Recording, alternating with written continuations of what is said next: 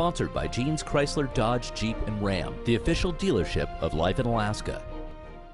Hello, Interior Alaska. Joe Cook here. Once again, the sports seat for you on this Monday evening. And you know what that means? It's time for a jam-packed weekend recap.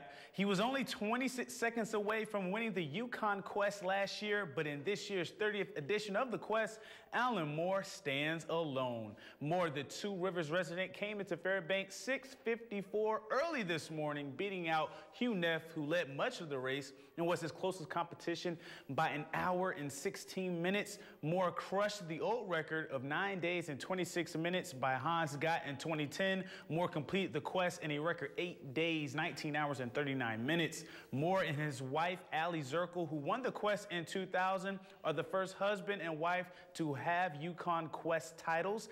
Third time is the charm for Moore, who was finally in the winner's circle. It feels great. You know, it's something you strive for all year long. It's kind of like a basketball championship or a football championship. That's what you go for all year long. You're preparing for.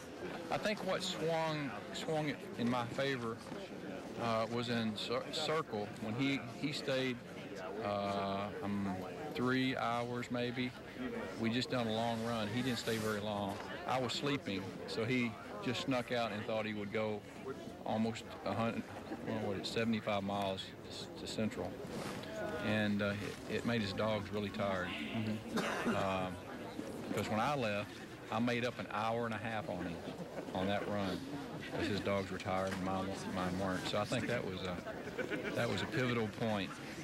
And last year's defending champion Hugh Neff took second place. He set another fast record with an 8-day, 20-hour, and 55-minute race. Neff set the tone for the Quest, getting out far ahead of the field and was the first to Dawson, but Alan Moore was always close by, and Moore, as mentioned earlier, took over at Circle. Since 2007, Neff has finished in the top 10, except for 2011 when he withdrew. This was Neff's 13th Yukon Quest, but it will be the last for his beloved dog, Walter. Walter has 9,000 miles on him, and this was his last Yukon Quest run, well-deserved. Neff talked about this year's Quest.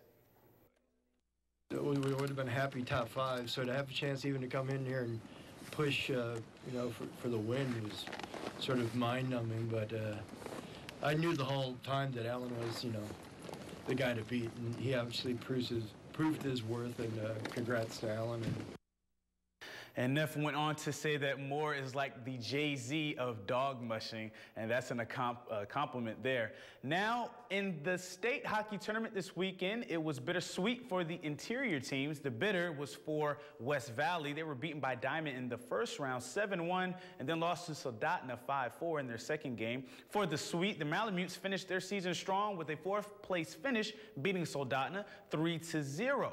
But the sweetest was the Monroe Catholic Rams, who are the 3A state hockey champions. It took some heartbreaking losses in the title game the past 2 years, but the Rams are finally on top after a 3-0 shutout victory over Houston. Nathaniel Bros was the game's MVP for his 22 saves. Jacob Hebert, the senior, nailed what would be the game winner in the second period, assisted by fellow senior Carson Keys. Hebert finished with 2 goals, and senior Kyle Coley added a goal and an assist. Congrats to the 3A Greatland champion Monroe Rams. And over the weekend, your Arctic Bears girls hockey team made history, becoming the first girls hockey team to win the inaugural Girls State Hockey Invitational Tournament. It wasn't easy. The Bears faced Diamond West in the title game and trailed just 13 seconds into the game, but senior Janelle Pasco of North Pole tied things up, and Pasco would break a 2-2 tie in the second period, and the Bears would take a 5-2 lead going into the third, and they will hold off a rally from Diamond West for the victory. 6-4 the final, with Pasco and Erica Martin, West Valley senior, leading the Bears with 2 goals each. Junior Peyton Lake of Fairbanks Best added 2 assists as well. Darcy Peter and Carly Bowden, the other 2 seniors, will go out on top. The Bears went undefeated, 23-0-1. Congratulations to the Arctic Bears, the first girls hockey invitational state champion. And after the success of this invitational tournament, the hope is that the ASAA will recognize girls hockey as an official state championship as early as next season. Now the Nanics men's basketball team got a well-deserved win over the weekend to keep their chances of a berth in the GNAC playoffs solid. It took overtime to do it, but the Nanics got a 68-67 win over a confident St. Martin's team. The win was the first at St. Martin's since 2005. Leading the way was this week's Red Line co-player of the week, Sergei Putsar, with his 21 points. The Nanics had a 6-point lead with a few minutes left in regulation, but couldn't hit a shot as St. Martin's forced overtime. Putsar scored all of UAF's 10 points in overtime in the win.